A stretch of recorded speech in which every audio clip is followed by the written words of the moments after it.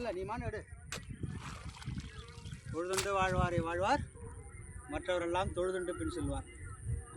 அனைவருக்கும் வணக்கம். விவசாயம் பாதுகாப்பு அன்போடு உங்களை வரவேற்கிறேன். நான் உங்கள் தேவசிகாமணி. எல்லாரும் விவசாயம் பண்ணணும்.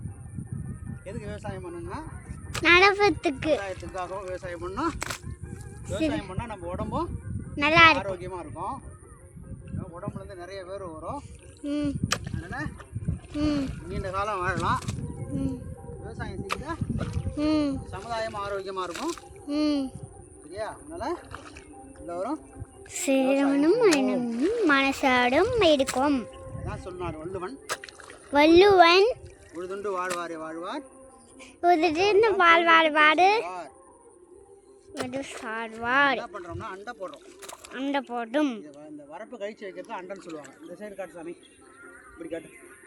இதுதான் இப்போ நம்ம அந்த கடைசியில் இருந்து இது